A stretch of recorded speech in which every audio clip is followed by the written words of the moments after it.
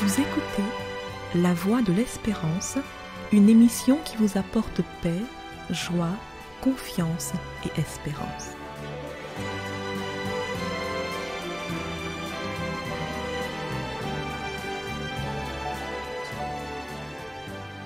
Bonjour la Guyane et bonjour à tous depuis la Guyane. Le racisme se manifeste soit par de petites piques lancées sournoisement dans une conversation ou par de grands coups de couteau donnés avec colère. Le racisme est à l'origine de nombreux crimes et délits en tout genre. Le racisme est une idéologie fondée sur la croyance qu'il existe une hiérarchie entre les groupes humains, autrefois appelés races, alors qu'en fait, il n'existe qu'une seule race, la race humaine. Caucasiens, Africains, Asiatiques, Indiens ne sont pas différentes races, mais différentes ethnies de la race humaine. Cette affirmation est encore renforcée par la croyance en la création telle que présentée par la Bible. La Bible présente un récit de la création qui affirme que Dieu a fait le monde et tout ce qui s'y trouve et qu'il a fait tous les hommes, mais que tous les hommes sont sortis d'un seul être. Il a fait toutes les nations des humains, mais tous sont sortis de deux humains créés à l'origine, Adam et Ève. Dieu accepte donc, d'après le récit biblique encore, les personnes de toutes les cultures, de toutes les nations et certainement aussi de toutes les couleurs de peau et de tous les grains de cheveux. C'est dans la Bible. Nous lisons dans le livre des Actes au chapitre 10 que l'apôtre Pierre, qui a vécu une grande expérience avec Dieu, conclut en disant « En vérité, je reconnais que Dieu ne fait point acception de personne, mais qu'en toute nation, celui qui le craint et qui pratique la justice lui est agréable. » Fin de citation. Après avoir été enseigné par le Seigneur dans un songe où il voit des animaux impurs, Dieu lui révèle en fait Pierre, il y a des animaux impurs, ça c'est vrai, c'est affirmé depuis le début, mais il n'y a pas d'hommes impurs. Il n'y a pas d'ethnie impure, il n'y a pas de personne ayant une couleur de peau qui soit moindre que les autres, ou qui soit impure, ou qui soit écartée de l'amour de Dieu et du plan du salut. Les auteurs inspirés, les auteurs de la Bible, ne se préoccupent pas trop de la couleur de peau de Jésus. Mais ils s'attachent à montrer que Jésus n'écartait personne, que Jésus accueillait hommes, femmes et des personnes ayant des origines différentes. C'est ainsi que la Bible nous montre que l'être humain, d'une manière générale, est une créature divine et est l'objet de l'amour de Dieu. C'est pour cela que Jésus, dans ses interactions avec les humains pendant son ministère, durant le temps de son incarnation, lui qui est Dieu parmi nous, le Christ n'a jamais fait de distinction entre les humains. La seule distinction que Christ a portée à notre connaissance, c'est entre les humains et les animaux. Pour se faire comprendre, Jésus a placé cette distinction sous les yeux de ses détracteurs qui lui reprochaient de faire des miracles, des guérisons, le jour du sabbat.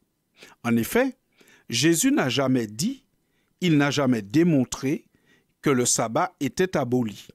Par contre, il a montré la véritable signification du sabbat et il a montré surtout comment observer le sabbat. Jésus a montré que le sabbat était un jour pour faire du bien, un jour durant lequel on pouvait s'occuper de malades et on pouvait prendre soin de ceux qui n'allaient pas bien. Et voici comment il se justifie auprès de ses détracteurs. Il leur dit, « Lequel d'entre vous, s'il n'a qu'une brebis et qu'elle tombe dans une fosse, le jour du sabbat, ne la saisira pas pour l'en retirer. La question est claire, celle de Jésus. Si vous avez une brebis, vous en avez une seule, elle tombe dans un trou, même si c'est le jour du sabbat, vous sortez votre animal du trou. Et il ajoute, le Christ, combien un homme ne vaut-il pas plus qu'une brebis? Il est donc permis de faire du bien le jour du sabbat. Fin de citation. Jésus dit ici, dans l'évangile de Matthieu au chapitre 12, dans les versets 11 et 12, qu'un homme vaut bien plus qu'une brebis. Et si on soigne les brebis le jour du sabbat, encore plus, on va soigner les hommes le jour du sabbat. C'est la seule distinction que nous trouvons dans l'enseignement de Jésus. Et cette distinction, cette hiérarchisation, elle n'est pas entre des humains de couleur de peau différentes, mais simplement entre l'homme et l'animal. La Bible nous dit, en fait, que Dieu veut que nous comprenions que la vérité, que l'amour véritable, c'est dans l'accueil de tous, mais de tous les humains, quelle que soit leur apparence physique. C'est ainsi que l'apôtre Jean, écrivant à son ami Gaius, déclare ceci.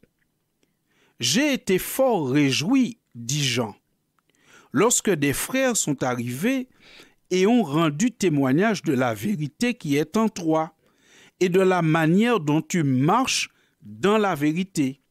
Je n'ai pas de plus grande joie que d'apprendre que mes enfants marchent dans la vérité. » Vous avez compris, parce que j'ai insisté sur le mot vérité dans la lecture, que le thème ici de Jean, c'est la vérité. Il veut présenter la nécessité pour un chrétien d'être dans la vérité, de marcher dans la vérité.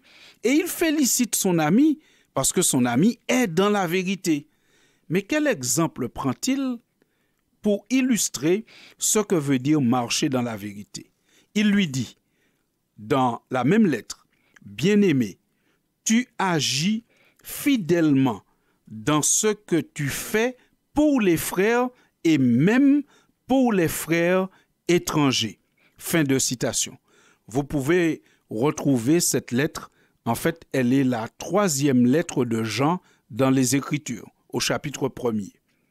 Chers amis auditeurs, chers amis de la Voix de l'Espérance, alors que malheureusement, le racisme est à l'origine de nombre de crimes et délits dans notre société, la Bible est là pour nous rappeler que le racisme n'a aucun fondement valable.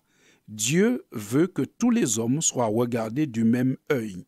Ce qui compte, ce n'est pas la couleur de peau d'un individu, mais ce sont les choix qu'il va faire. C'est tout ce qui compte aux yeux de Dieu. Autrement dit, quelqu'un ne devrait pas être condamné parce qu'il a une couleur de peau différente de la nôtre ou différente de la majorité. Quelqu'un devrait être condamné simplement s'il a commis un délit et que cela est prouvé. La vérité pour un chrétien n'est pas une collection de doctrines, mais la vérité pour un chrétien, d'après ce que nous lisons dans la Bible ici, c'est le fait de bien traiter les frères et même les étrangers. Si donc nous sommes ainsi, alors nous pouvons dire que nous marchons dans la vérité et Dieu prend plaisir à voir les hommes marcher dans la vérité. Alors, chers auditeurs, partant de ce principe, je vous dirais, marchons tous dans la vérité. Cela signifie bibliquement, marchons dans le respect de tous les humains et dans l'accueil de ceux qui sont différents de nous. À très bientôt pour une prochaine édition. C'était La Voix de l'Espérance, une émission préparée par l'Église adventiste du 7e jour. Si vous désirez avoir une copie de la causerie d'aujourd'hui, demandez-la. Elle vous sera donnée gracieusement. Écrivez à La Voix de l'Espérance, boîte postale 169 97 324, Cayenne, CEDEX, ou téléphonez au 0594 25 64 26. Merci chers auditeurs et à bientôt.